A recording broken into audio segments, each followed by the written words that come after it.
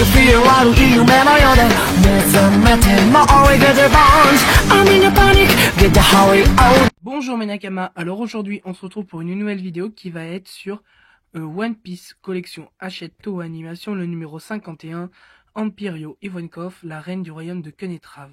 Dans ce numéro là, figurine de Empirio Ivankov plus un poster. Alors on va commencer par le fascicule. Alors, Empirio Ivankov, la reine du royaume de Kenetrave, nous accueille dans son accoutrement excentrique.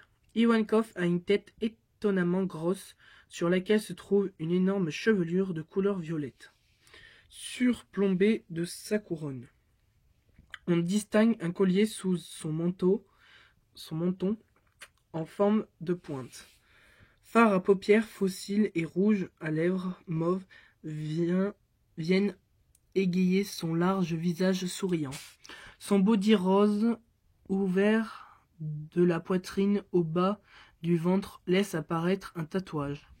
Alors là, comme on peut voir, le tatouage il est effacé, mais c'est juste une erreur d'impression. Juste sur les fascicules, ne vous inquiétez pas, pour moi la figurine, le dessin il est en entier, voilà. Après, des gants et des bottes roses ainsi qu'une cape et des bas résillés complètent sa tenue de reine de soirée. Voilà.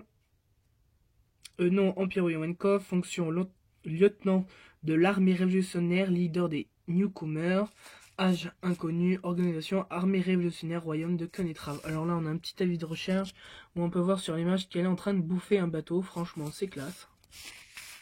Après là on a un super poster avec marqué Ivankov. Alors je pense que c'était quand elle était en cancer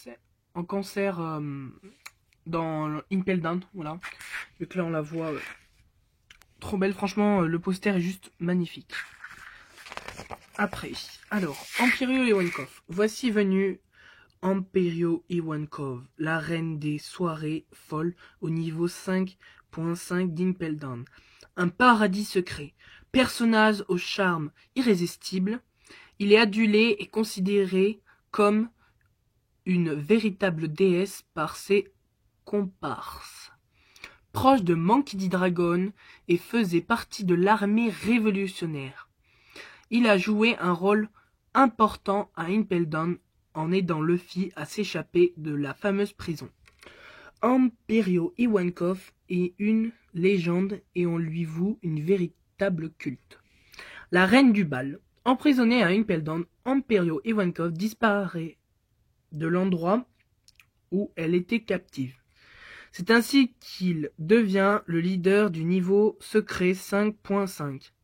Portant une tenue extravagante, Empirio peut sembler totalement excentrique. Pourtant, ses pouvoirs ne sont pas à prendre à la légère. Même s'il n'est pas dénué d'un certain sens de l'humour, sa force physique et sa faculté à manipuler les hormones font de lui un adversaire redoutable. Il accorde son amitié et son respect qu'aux personnes sachant montrer leur volonté à aller de l'avant. Lorsqu'il fait la rencontre de Monkey D. Luffy, il est loin de l'imaginer que ce capitaine de l'équipage au chapeau de paille est le fils de son camarade Monkey D. Dragon, leader de l'armée révolutionnaire. Il notera par la suite de nombreux traits de caractère similaires entre le père et le fils, comme on dit tel père tel fils. L'incroyable fruit des hormones. Ce fruit de type Paranesia permet à Ivankov de créer et de manipuler toutes sortes d'hormones. Ainsi, si lui est possible d'utiliser ses pouvoirs pour faire changer de sexe un individu. Grâce à ses facultés, il parvient à stimuler le système de Luffy empoisonné par le directeur de la prison Magellan, pour lui permettre de se battre. Mais l'emploi de ces hormones ne l'arrête pas là, car Ivankov les utilise également sur lui-même. Elle lui permet de se transformer en une certaine partie de son anatomie. Il ne manquera pas, par exemple, à faire grossir sa tête dans le but d'augmenter les effets de ce fameux. Le Date Wink, clin d'œil, aux effets ravageurs, qui renvoie des rafales de vent. Il peut également se transformer en femme. Sous des apparences grotesques, Empirio Ivankov se relève être un ennemi redoutable. Ivankov est capable d'envoyer des clins d'œil ravageurs à ses adversaires. Le royaume de Kenetrave. Kenetrave est situé sur l'île, sur Grand Line, excusez-moi. Elle a la particularité d'abriter une faune et une flore de couleur rose et une population qui habite des continués des newcomers. Il s'agit donc d'un véritable paradis pour Empirio Ivankov, la reine du lieu. Mais il s'agit bien d'un enfer pour Sanji, qui séjournera pendant 2 ans après les événements de la guerre au sommet. C'est un moment ici que le cuistot mettra au point des nouvelles techniques de combat. Là on a le petit Sanji en mode fille, avec la princesse suppléant, on va dire, c'est quand il n'y a pas Empirio Ivankov, c'est elle qui la remplace. Voilà. Alors le prochain numéro, c'est Zoro enfant. Alors comme dit Bartholoméo Patrick, il y a beaucoup de trucs à revoir, mais bon, tant que c'est sur l'image, j'espère l'avoir en vrai. Niveau des chaussures, c'est bof. Au niveau des vêtements aussi noirs, je vois pas le rapport noir et là c'est vert. Franchement, cette figurine, c'est l'image qui fait ça, mais franchement je suis déçu. Mais déçu.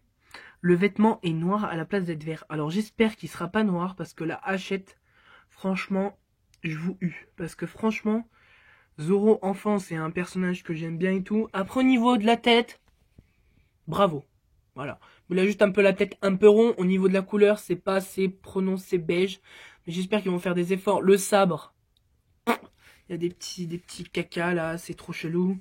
Là, ça va encore, mais à voir la figurine. Vu que Ace et Luffy ont été bien réussis, j'espère qu'ils vont faire aussi Sabot enfant, ça serait un exploit. Voilà. Alors maintenant, on va passer à la figurine. Alors voici la figurine. Franchement, la figurine, je vous la conseille à 1000%. Comme je vous avais dit pour la vidéo précédente de Foxy, le dessin sur l'image était mal fait tout. Mais là, sur la figurine, pour moi, le dessin est en entier. Alors c'était une erreur d'impression, même sur fascicule, je crois que c'est des erreurs d'impression. Voilà. Après au niveau du visage, on a des reflets juste magnifiques. Les couleurs sont appropriées. Au niveau du maquillage des yeux, c'est pas directement collé sur la peau. C'est rajouté, franchement c'est juste magnifique. La bouche, il y a la profondeur. Au niveau de la langue aussi, franchement magnifique. Le rouge à lèvres aussi est magnifique. Les dents sont magnifiques. Le nez est magnifique. La couronne, franchement la couronne, elle est magnifique. Au niveau des cheveux aussi, c'est juste magnifique. Les mains sont magnifiques. Franchement, cette figurine, je l'adore.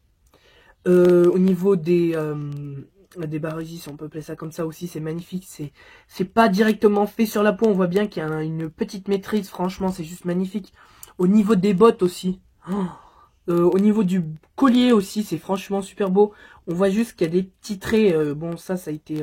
J'aurais peut-être préféré mieux qu'il le rajoute et qu'il soit un peu... qu'il bouge. Mais là, on voit des petits traits, même au niveau du vêtement. Voilà, c'est le seul défaut que je peux mettre. Voilà, c'est un peu mal fait. Sous les bras aussi, on voit bien que la tenue a été rajoutée. Mais bon, la figurine a un super charme. Et pour le prix de 9,99€, je crois que c'est ça, 9,99€. Ça. Ouais, 99. Je vous la conseille à 1000% derrière. Waouh, ça j'y avais pas vu. En derrière, ils nous ont fait aussi un petit barésier et tout. Franchement, c'est juste magnifique. On voit bien les fesses et tout. Franchement, c'est juste magnifique. La cape aussi est juste magnifique. Même si ils auraient dû... pardon, excusez-moi. Ils auraient dû continuer les traits partout. Parce qu'on va dire dans l'anime ou dans le manga. Bon, dans le manga, ça se voit pas trop. Mais la cape, elle est transparente. Voilà. Mais là, ils auraient dû continuer au moins les traits, comme ça aurait fait un petit style. Mais bon, c'est pas grave. C'est quand même très beau comme ça. Comme je vous avais dit, la coiffure derrière, c'est un régal. Cette figurine, je trouve que c'est l'une des plus belles. J'espère que Kuma, quand ils vont le faire, j'espère qu'elle sera aussi belle et qu'elle sera grande. Parce que je veux pas un petit Kuma. Hein. Et aussi, j'aimerais bien, c'est le Gecko Moria qui le fasse trop beau. Parce que franchement, pour l'instant... Les seules figurines Hachette qui m'ont vraiment déçu, c'est Vivi et Nami. après les 2 ans. Voilà. Après les autres, je trouve belle. Voilà. Mais là, plus on arrive, alors, je sais pas comment ils font, plus c'est des hauts personnages qui sont beaucoup plus grands, plus ils y arrivent, plus ils sont beaux, et plus c'est des petits personnages, plus ils font de la merde. Alors, je sais pas comment ils font, mais bon, voilà. Mais franchement, je vous conseille cette figurine à 1000%. Pour ceux qui aiment One Piece et tout, je vous la conseille. Franchement, ça vaut super le coup. Voilà. Que dire de plus sur cette figurine? Parce que regardez, elle est magnifique. On a oh là là, j'arrive même pas à imaginer que cette figurine elle est trop belle. Même sur, oh ça je trouve ça brille sur le chapeau et tout, sur la petite couronne et tout. Franchement, sa figurine, je vous la conseille. Alors c'est la fin de cette vidéo, merci d'avoir regardé, n'hésitez pas à liker, commenter et vous abonner. La prochaine vidéo qui va sortir, ça va être sur les figurines Naruto Shippuden. Que j'en ai déjà pas mal à faire, je sais pas combien j'en ai, mais je crois que j'ai jusqu'au 17 et tout le numéro. Je me suis arrêté, je sais plus combien. Bon voilà. Alors merci à mes 337 abonnés, franchement merci à vous.